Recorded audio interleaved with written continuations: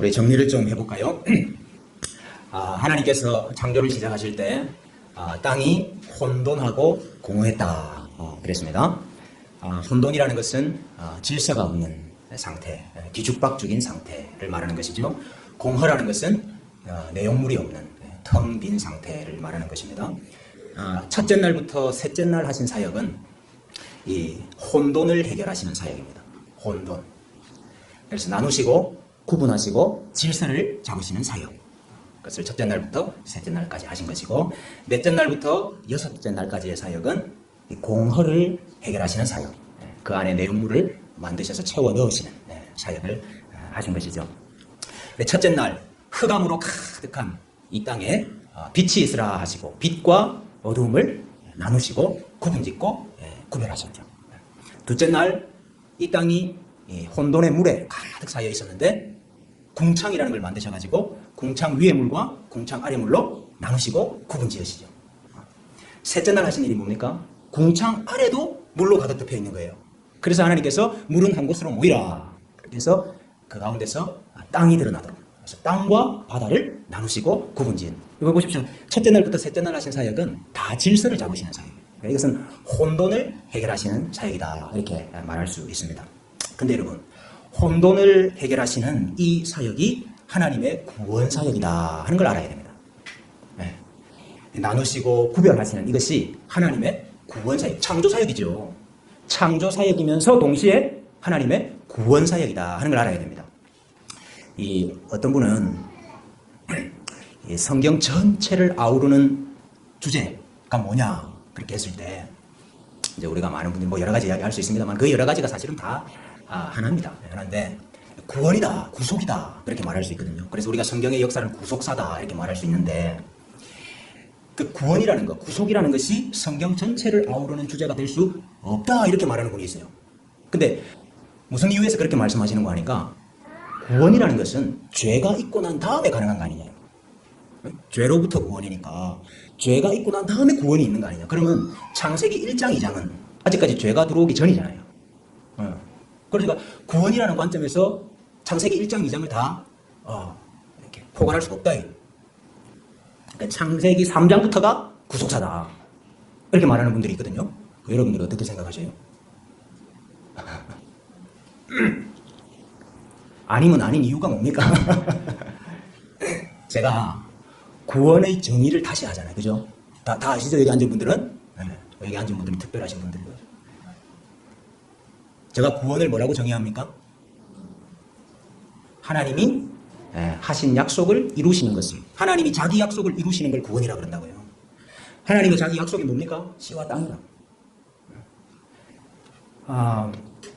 창세기 1장부터 하나님이 하시는 일이 뭐죠? 땅을 만드시는 사역을 하잖아요. 땅을 만드시는 사역. 그 땅 뭐 하려고 만듭니까? 그렇죠. 자기 백성과 거기에서 만나서 교제해야 되니까. 그 땅을 만드는 거예요, 지금. 그리고 또 뭘 만드셨습니까? 씨를 만드시잖아요. 자기와 교제할 아담과 하와를 만드시잖아요. 그러니까 창세기 1장 2장이 지금 하나님의 자기 약속을 이루시고 계시는 사역이에요. 창세기 1장 2장이 구원이라니까요. 물론 창세기 1장을 펴면 하나님이 나타나셔서 말씀은 안 해요. 내 약속은 땅과 씨다 이렇게 말씀은 안 하시죠. 그러나 땅과 씨를 만드시는 그 사역을 통해서 하나님은 이미 지금 구원의 사역을 행하고 계신다 이 말입니다. 그래서 창세기 1장이 구원을 말하고 있습니다. 성경은 구원을 말하는 책이에요. 그래서 우리가 그 관점에서 오늘 7일간의 이 창조도 살펴볼 필요가 있다 이것입니다. 오늘 셋째 날 땅과 바다를 나누셨는데, 땅과 바다를 나누시는 이것이 하나님의 구원이다 하는 걸 알아야 됩니다. 오늘 제가 첫 번째 대지로 이걸 좀 설명을 하려고 해요. 땅과 바다를 나누시는 것이 구원행위다. 우리가 간단하게 생각해서 왜 땅과 바다를 나누시는 것이 구원행위입니까? 땅을 드러내시는 사역이기 때문이죠. 왜냐하면 하나님께서 그 땅에서 임재하시고 그 땅에서 자기 백성과 교제하실 것이기 때문에. 사람이 물속에서는 살 수 없잖아요. 아무리 수영을 잘하시는 분들도 수영 잘한다고 자랑하시는 분들이 있대. 아무리 수영을 잘해도 우리가 물속에서 살 수는 없잖아요. 그래서 땅이라는 것은 자기 백성의 거처고 하나님께서 자기 백성을 구원하시는 장소다 이렇게 말할 수 있습니다. 이해가 됩니까? 땅이라는 것은 하나님 자기 백성의 거처고 하나님이 자기 백성을 구원하시는 장소가 땅이라고 말할 수 있어요. 반면에 바다는 자기 백성이 살 수 없는 거. 그래서 성경에는 이 물이라는 것이 두 가지, 크게 보면 두 가지 의미를 가집니다. 여러분, 우리가 물이 없으면 살 수가 없죠. 물이 인간 생명에 있어서 가장 중요한 것입니다. 그런 점에서 하나는 생명을 주는 것입니다. 물은. 성경에도 그 이미지가 많이 나와요. 근데 또 하나는 생명을 위협하고 죽이는 역할을 하는 게 또 물입니다. 성경에는 이 두 가지 물의 용례가 나온다 그 말이에요. 생명을 주는 물은 주로 하나님으로부터 나와요. 그래서 에스겔 47장 또 요한계시록 22장에 보면은 어디에서부터 물이 흘러나옵니까? 보좌에서부터. 하나님의 보좌에서부터 물이 흘러나와요. 그래서 그 물이 강을 이루면서 가면서 거기에 땅들이 살아나고 초목이 살아나고 열매를 맺고 거기에 물고기들이 사는, 땅이 회복되는 물이 있습니다. 에덴 동산에서도 물이 시작돼가지고 강이 흐르죠. 내 강이 흐르지 않습니까? 생명을 주는 물입니다. 그러나 반면에 이 태보의 물, 혼돈의 물, 기품의 물, 이것은 오히려 자기 백성을 위협하고 죽이는 물로 나타나는 것입니다. 그래서 종종 성경에서 이 큰 물, 깊은 물, 바다 이런 것들이 혼돈과 악의 세력을 의미할 때가 많이 있는 것입니다. 땅과 바다를 나누셨다 했는데 도대체 그 바다의 의미가 뭐냐를 우리가 지금 조금 살펴보려고 하는 거예요. 오늘은 좀 찾으면서 봐야 될 것 같아요. 시편 한번 찾아보겠습니다. 시편 69편 한번 찾아보십시다. 시편 69편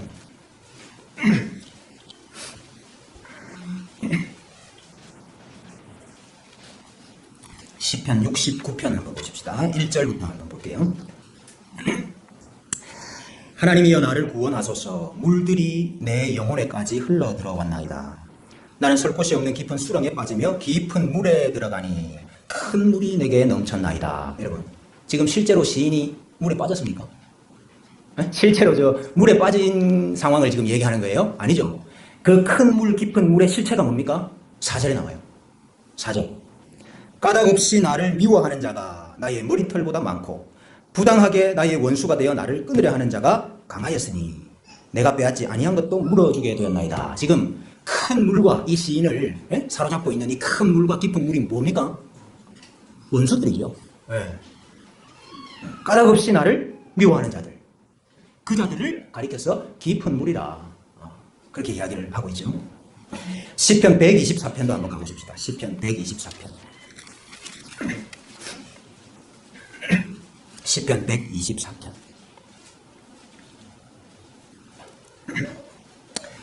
시편 124편 1절부터 보니까 이스라엘은 이제 말하기를 여호와께서 우리 편에 계시지 아니하셨더라면 우리가 어떻게 하였으랴. 사람들이 우리를 치러 일어날 때에 여호와께서 우리 편에 계시지 아니하셨더라면 그때에 그들의 노여움이 우리에게 맹렬하여 우리를 산채로 삼켰을 것이며 그때에 물이 우리를 휩쓸며 시내가 우리 영혼을 삼켰을 것이며 그때에 넘치는 물이 우리 영혼을 삼켰을 것이라 할 것이로다. 우리를 내주어 그들의 이에 씹히지 아니하게 하신 여호와를 찬송할지로다.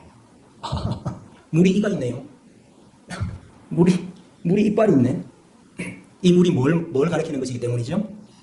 우리를 치러 올라오는 사람들. 그 사람들을 가리켜서 큰 물이라고 지금 묘사를 하고 있는 거죠. 시편 144편도 한번 보십시오. 시편 144편. 시편 144편 7절. 위에서부터 주의 손을 펴사 나를 큰 물과 이방인의 손에서 구하여 건지소서. 큰 물이 무엇입니까? 이방인의 손이죠.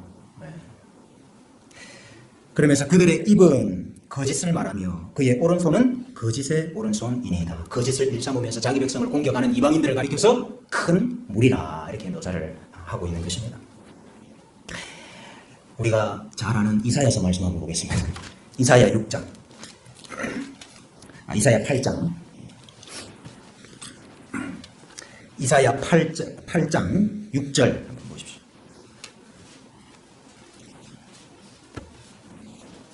이사야 8장 6절 이하 말씀.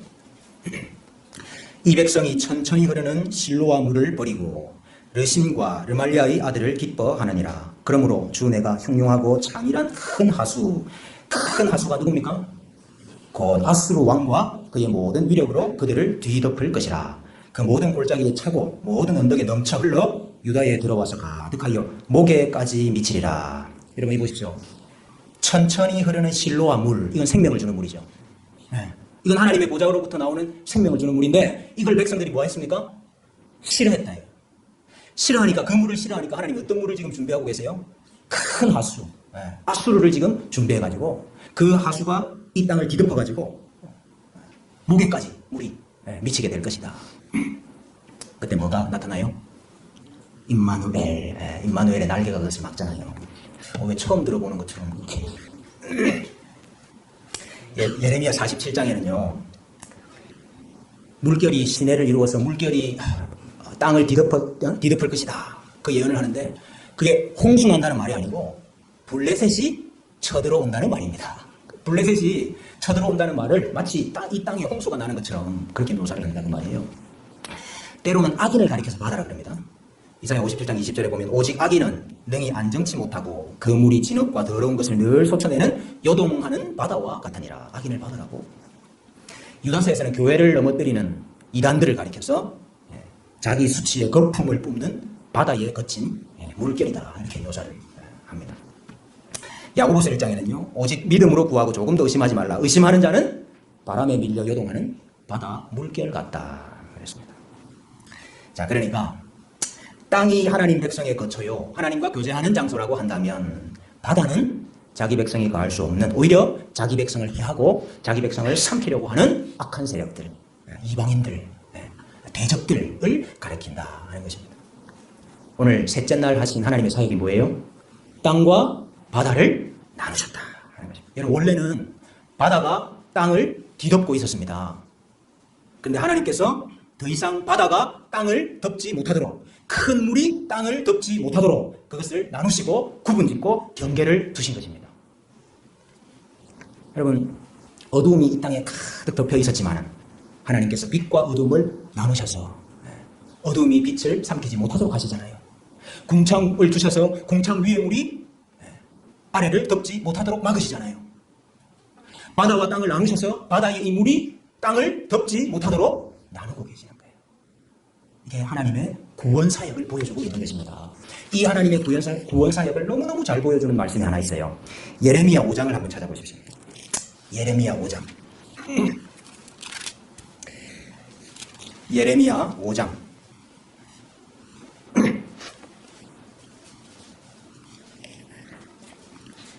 예레미야 5장 22절 말씀입니다. 예레미야 5장 22절. 여호와의 말씀이니라. 너희가 나를 두려워하지 아니하느냐? 내 앞에서 떨지 아니하겠느냐? 내가 모래를 두어 바다의 한계를 삼되 그것으로 영원한 한계를 삼아 지나치지 못하게 하였으므로 바다가 그 세계이나 그것을 이기지 못하며 뛰노나 그것을 넘지 못하느니라. 여러분, 지금 이 하나님 무슨 말씀하고 계시는 거죠? 그냥 지금 자연 현상을 설명하고 있는 거예요. 응?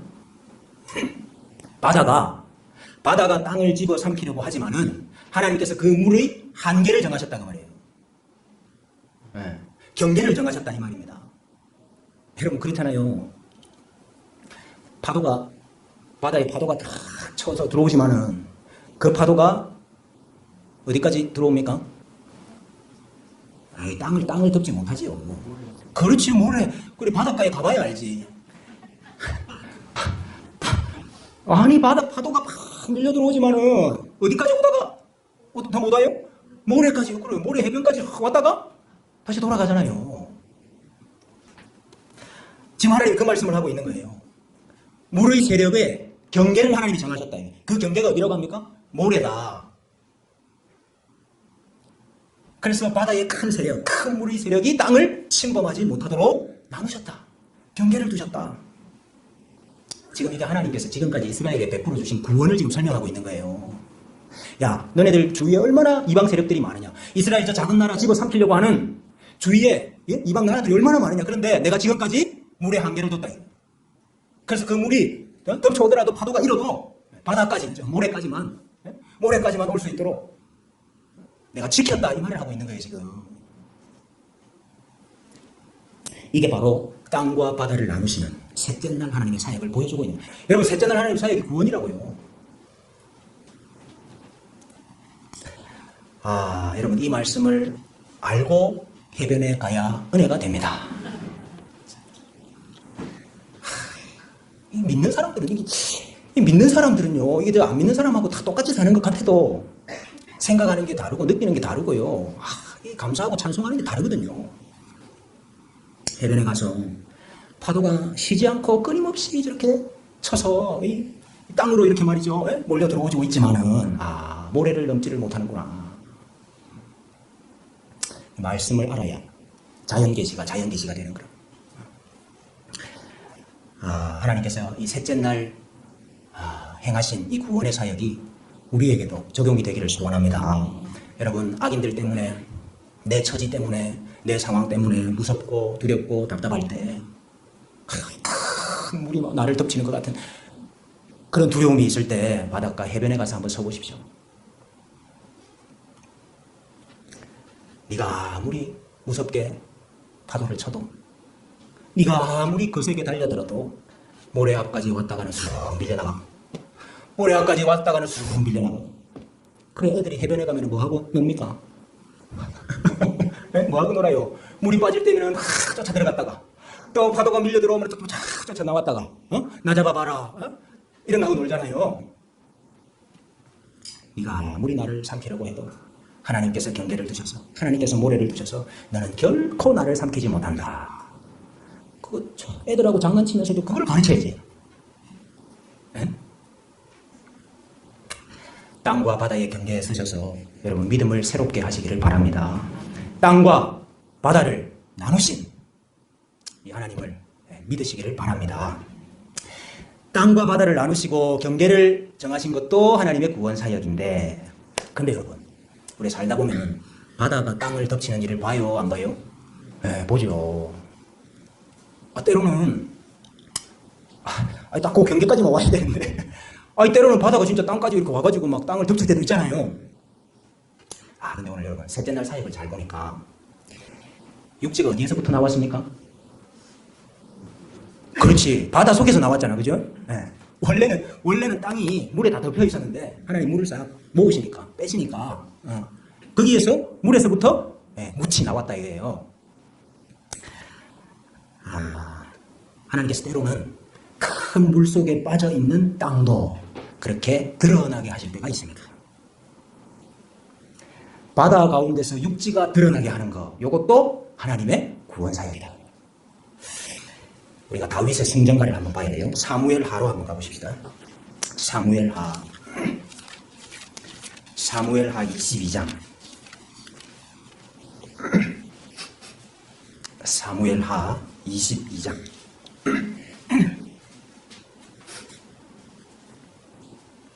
(5절) 정도부터 볼까요? 지금 다윗이 하나님께서 원수의 손과 사울의 손에서 나를 건져주셨습니다 하고 찬양하는 내용인데, 5절 이하에 보니까 사망의 물결이 나를 애우고 불의의 창수가 나를 두렵게 하였으며. 여러분, 여기도 지금 다윗이 지금 큰 물의 위협을 받고 있잖아요. 이게 이제 사울의 권세였고 이게 대적들의 권세였죠. 근데 7절에 내가 환난 중에서 여호와께 아뢰며 나의 하나님께 아뢰었더니 그가 그의 성전에서 내 소리를 들으시며 나의 부르짖음이 그의 귀에 들렸다. 그 물결이 나를 덮쳐 올 때에 다윗이 기도했다고 그래요. 기도하니까 하나님이 어떻게 한 줄 아십니까? 16절에 한번 보세요. 16절. 이럴 때에 여호와의 꾸지람과 콧김으로 말미암아 물 밑이 드러나고 세상의 기초가 나타났도다. 그가 위에서 손을 내미사 나를 붙드시며 많은 물에서 나를 건져내셨도다. 나를 강한 원수와 미워하는 자에게서 건지셨으며. 여러분, 여러분 16절에 큰 물이 나를 덮쳤을 때, 삼켰을 때 다윗이 기도했더니 뭐가 드러났다고요? 물 밑이 드러나고 세상의 기초가 나타났다. 이게 무슨 말입니까? 물에서부터 땅이 나왔다 그 말이잖아요. 지금 셋째 날 사역 이야기하시는 거라고요. 하나님 셋째 날 사역. 근데 물이 나를 덮고 있는 이 상황, 나의 상황 가운데 지금 이 셋째 날의 사역이 이루어졌다 이 말 아닙니까? 그걸 어떻게 표현해요? 그가 위에서 손을 내미셔서 물에 빠져있는 나를 붙잡은 거예요. 그래가지고 어떻게 했어요? 많은 물에서 나를 건져내셨다. 그리고 내 물에서 쑥 나온 거라. 땅이 물에서부터 드러나고 나타났듯이 물에 빠져있는 나를 하나님이 건지셔가지고 물에서부터 육지가 나타나듯이 건져 올렸다.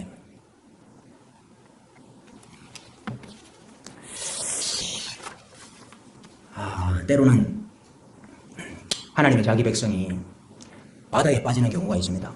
여러분, 하나님의 백성은 어디 살아야 돼요? 땅에 살아야지. 근데 땅에 살아야 되는 백성이 때로는 바다에 빠질 때가 있다고 말입니다. 그러면 하나님께서 마치 물속에서 땅에 올라오듯이 하나님께서 손을 내밀어서 그 가운데서 끄집어 내신다는 거예요. 하나님이 이미 땅과 바다를 나누셨잖아요. 그래서 이미 땅은 땅이고 바다는 바다라. 근데 급할 때는 하나님이 급할 때는 그 땅을 다시 나누셔. 그 바다를 다시 나누셔. 바다를. 그래서 바다 가운데서도 다시 땅이 나오도록 만드시는 하나님의 구원의 사역을 우리에게 보여주고 있는 것입니다. 여러분, 바다 가운데서 땅이 다시 나오고 바다 가운데서 다시 이렇게 길이 생기고, 이거 여러분 대표적으로 무슨 사건이 있습니까? 그렇죠. 홍해 사건 아닙니까? 홍해 사건. 자기 백성이 홍해 바다에 빠져가지고 다 죽게 됐어요. 하나님이 급하니까 다시 그 바다 가운데서 땅을 냈어. 여러분, 이 사건을 보면 뭐가 보입니까? 이스라엘 백성들이 그 홍해 바다에 다 빠져 죽어야 되는데 하나님께서 홍해를 가리시고 그 사이에 다시 땅이 나오게 하셔서 백성이 거기로 지나갔다. 여러분, 이게 뭘 보여주는 것입니까? 자기 백성이 물에 빠지고 물 속에 들어가고 물이 자기 백성을 삼켰을지라도, 그래서 꼼짝없이 죽게 되었을지라도, 방법이 없고 대책이 없다 할지라도 하나님께서 바다 가운데서도 땅을 만드시는구나. 바다 가운데서도 길을 내시는구나. 여러분, 이걸 보여주는 거 아니에요? 홍해 사건의 데자뷰가 무슨 사건입니까? 1세대는 홍해를 건넜다고 하면 2세대는 뭘 건넜어요? 요단강. 홍해 사건이 데자뷰가 요단강 노아 사건인데, 여러분, 하나님께서 요단강을 건너가는 이 사건을 통해서 자기 백성에게 가르치시는 게 하나 있었어요. 여호수아 3장 10절에서 이것을 이야기합니다. 살아계신 하나님이 너희 가운데 계시사 가나안 족속과 헷 족속과 히비 족속과 브리스 족속과 기르가스 족속과 아모리 족속과 여부스 족속을 너희 앞에서 반드시 쫓아내실 줄을 이것으로서 너희가 알리라. 이것으로서 너희가 알리라. 이것이 뭡니까? 이게 뭐예요? 요단강 노아 사건을 통해서 너희가 물을 건너는, 물을 마른 땅과 같이 건너는 이 사건을 통해서 뭘 알게 될 거라고요? 가나안의 7 족속을 하나님께서 쫓아내실 것이라는 사실을 알게 될 거다 이 말이에요. 맞습니까? 바다를 건너면서 그거 알 수 있습니까? 알 수 있지요. 여기 여러분, 요단강의 큰 물이 뭡니까? 요단강의 큰 물의 실체가 지금 누구를 가리키는 거예요? 그 가나안 7 족속을 가리키고 있다고요. 너희가 그 물에 빠져 죽는 것이 아니고 하나님께서 그 물 가운데서도 길을 내셔서, 육지를 내셔서, 땅을 내셔서 건너가게 하실 것이다. 하나님이 7 족속을 쫓아내실 것이다 하는 것을 요단강 도화 사건을 통해서 깨닫게 되는 거란 말이에요. 하나님이 급하실 때는 이미 나누어 놓은 바다 가운데서도 다시 땅을 드러나게 하신대. 근데 여러분, 하나님이 더 급할 때는 급할 때는 아예 바다 위를 걷게 하십니다. 시간이 없어. 이게 지금 뭐 바다를 나누고 육지가 다시 올라오게 시간이 없어. 더 급할 때는 아예 바다 위를 걸어가 버리게. 바다를 땅같이 걸어가게 한다니까요. 그 어디 나옵니까, 성경에? 성경에 어디 나와요? 제자들이 배 타고 갈릴리 바다를 건넙니다. 근데 그 갈릴리 바다에 큰 풍랑이 일고 바람 때문에 빠져 죽게 되었어요. 여러분, 지금 제자들이 그 바다 한가운데서 풍랑 때문에 죽게 되었다 하는 것이 뭘 보여주는 거죠? 지금까지 제자들이 겪어온, 그리고 앞으로 제자들이 겪어야 할 환난과 고난과 공격을 가리키는 거예요. 바다 위에 그들이 사투를 벌이고 있다 하는 걸 볼 때에 그게 보여야 된다 이 말이에요. 그때 예수님이 그들을 구원하시려고 어떻게 오셨어요? 바다를 걸어서 오셨어요. 뭐 갈라지고 이게 아니고 마치 바다를 땅같이 걸어서 그들에게 오셨다 그 말입니다. 예수님이 바다를 발로 밟고 오셨다 하는 게 뭘 보여주는 겁니까? 하나님이 원수를 밟으신다. 예수님이 대적을 밟으신다. 악인을 밟으신다. 아무리 공격할지라도, 아무리 집어삼키려고 할지라도 예수님께서 그것들을 발로 밟으신다 하는 걸 보여주는 거예요. 예수님이 구원자시다 하는 걸 보여주는 거란 말이에요. 그게. 그래가지고 오셔놓고는 베드로한테 니도 걸으라 그런다. 에? 예수님만 그런 게 아니고 베드로에게도 너도 걸으라고 이야기한다고요. 여러분, 베드로도 바다 위를 발로 밟고 걸었습니다. 여러분, 무슨 뜻이지요? 예수님만 그 일 하시는 거 아니고 우리가 바람과 물결을 두려워하지 아니하고, 우리가 바람과 물결을 두려워하지 아니하고 우리 주님을 신뢰한다면은 우리도 바다 위를 걸을 수 있다 하는 걸 보여주신 거예요. 하나님은 바다도 땅으로 만드실 수 있습니다. 여러분, 하나님이 급하실 때는 아예 바다를 땅처럼 걸어가기도 하시는 이 구원의 은혜가 있습니다. 여러분, 급하세요? 급하세요? 기도하세요. 기도. 다윗처럼 부르짖어 보세요. 바다 위를 걷는 역사가 있습니다. 우리 마지막으로 요한계시록 12장 말씀 한번 찾아보십시오. 요한계시록 12장.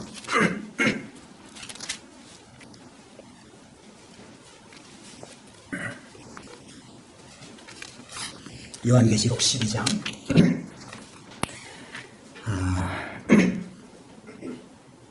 15절부터 볼까요? 요한계시록 12장 15절이야.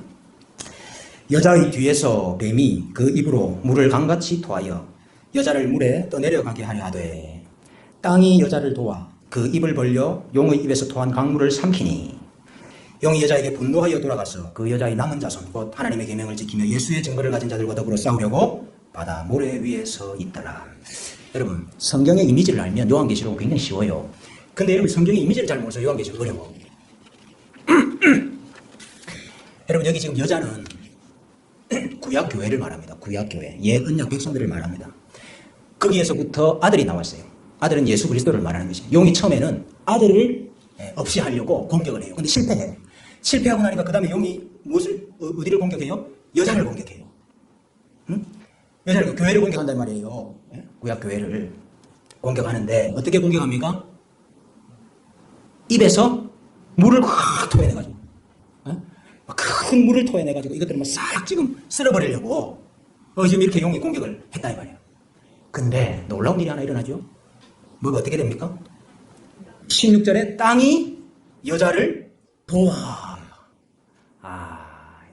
기가 막힌 말씀인데, 땅이 여자를 도와 그 입을 벌려 용의 입에서 토한 강물을 다 삼켜버립니다. 여러분, 원래 물이 땅을 삼켰잖아요. 맞죠? 물이 땅을 삼켰잖아요. 근데 지금 거꾸로 됐어. 땅이 입을 열어가지고 용이 토해낸 물을 갖다가 확 삼켜버린다. 그 용이 분노해가지고 돌아가가지고 여자의 남은 자손과 싸우려고. 여러분, 여자의 남은 자손은 새언약 백성을 말하는 것입니다. 새언약 백성, 신약의 교회 말입니다. 싸우려고 어디 위에 서 있어요? 바다 모래 위에 서 있더라. 여러분, 지금 용이 막 분노하고 막 공격을 했는데도 막 땅을 내가 물로 덮을 수가 없어가지고 지금 용이 막 분노를 해가지고 싸우려고 하는데 어디 서 있어요? 모래 위에 서 있다. 여러분, 이게 무슨 말입니까? 모래 위에 서 있다 이 말이 무슨 말이에요? 용이 땅을 점령하지 못하고 땅과 바다의 경계, 모래 위에서 우리를 위협할 뿐입니다. 마치 바다 물결이 모래사장 앞에까지만 넘실거리듯이 용이 아무리 분노를 내도 그가 서 있는 곳은 땅이 아니라 모래까지다. 여러분, 절대로 용은 땅을 삼킬 수가 없습니다. 왜냐하면 땅이 여자를 돕거든.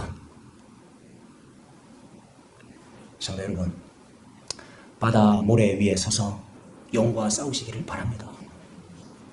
땅이 우리를 도울 것입니다. 때로는 바다가 갈라지기도 할 것입니다. 때로는 바다 가운데 길이 나기도 할 것입니다. 때로는 바다 위를 걸어가게도 될 것입니다. 그래서 여러분, 우리 가운데 한 사람도 바다에 빠지지 말고 큰 물에 삼켜진 바 되지 말고 다 땅의 백성들 되시기를 주님의 이름으로 축복합니다.